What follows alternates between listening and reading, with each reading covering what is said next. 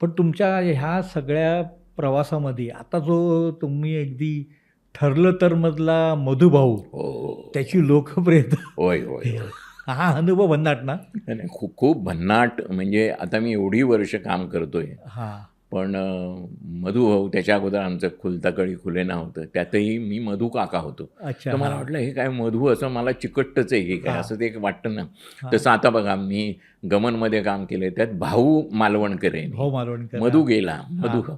तर हां. त्या याची एवढ्या वर्षात बरेच लोक म्हणतात, की "अरे आयुष्यात एखादी भूमिका तुम्हाला मिळावी लागते. त्याने रेकॉग्निशन मिळतं या तुम्हाला. ओळख मिळते असं नाही तुम्हाला म्हटलं तर. ओळख मिळते."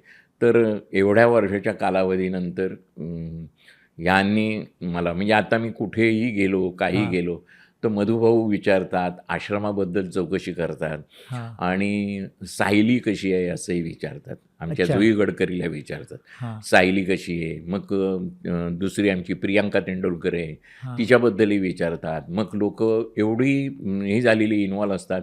2 मुली पण किती डिफरन्स आहे, एक कशी वागते, तुम्ही ते वागायला नको होतं, तिला असंच फटकारायला पाहिजे होतं, हां.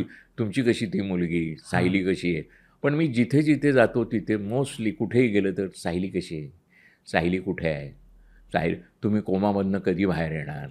तुम्ही बाहेर यायला पाहिजे, तुमच्यावर खूप अन्याय झाला आहे वगैरे हां. असं.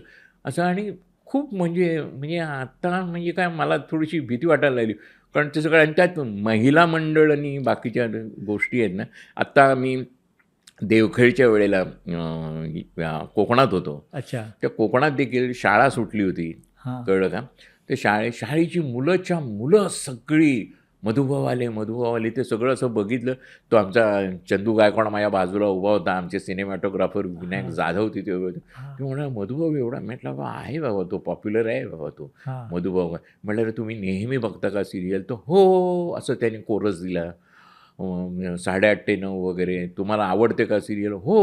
वगैरे असं. मग सगळ्यांची ती फोटो काढण्यासाठी धडपड वगैरे, वगैरे सगळं जे झालं ना, हां. ते तुफान आहे, तुफान आहे. म्हणजे गेल्या वर्षी मी स्टार हेल्थ इन्शुरन्सबरोबर आमची मंडळी आहेत. आमचा मामा वालावलकर हां. किंवा आमचे रवी सावंत सर त्यांनी मला घेऊन गेले होते. तर तिकडे गेल्यानंतर देखील पंढरपुरापासून म्हणजे पंढरपूरला ते टिकली लावायला येतात बघा. हां. ती लाहान मुलगी होती. ती मला म्हणाली, "मधुभाऊ ना तुम्ही?"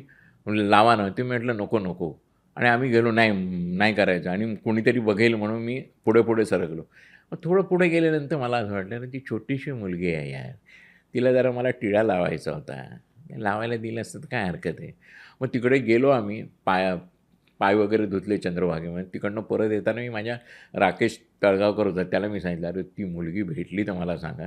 तर ती मला दिसली. तर मी तिला सायली नावाने हाक मारली. "ए सायली." तर ती धावत-धावत आली. म्हटलं, "लावते. तुला काय लावायचं ते लाव." तिने ते लावलं. मग तिला मी पैसे वगैरे दिले. मग तिने देखील विचारलं, "सायली आली आहे? सायली आली आहे?" म्हटलं, "नाही गं, सायली नाही आलेली." नाही गं. "आमचा नमस्कार सांगा." "नमस्कार सांगा." मध्यंतरी कुर्ल्याला एके ठिकाणी मी सिग्नल क्रॉस करत होतो. इतक्यात एका बाईने मला बोलवलं, "तुम्ही मधुभाऊ ना?" "तो हो." "सायलीला हा गजरा द्याल का?" तर मी म्हटलं, "मी आता शूटिंगला नाही आहे म्हणून. पण माझ्याकडून तुम्ही घेऊन जा आणि मग सांगा तिला." म्हटलं, "ओके, हरकत नाही, द्या." पैसे द्या. तर पैसे नाही घेतले. पण ते सायलीला आणि मला खूप असं बॉन्डिंग खूप छान आहे आमचं दोघांचंही खूप छान बॉन्डिंग आहे. मराठी मनोरंजन सृष्टीमधील मालिका, चित्रपट, नाटक तसेच कलाकारांबद्दलच्या नवीन अपडेट्स जाणून घेण्यासाठी नक्की सबस्क्राईब करा इट्स मज्जा मराठी या आपल्या नवीन यूट्यूब चॅनलला.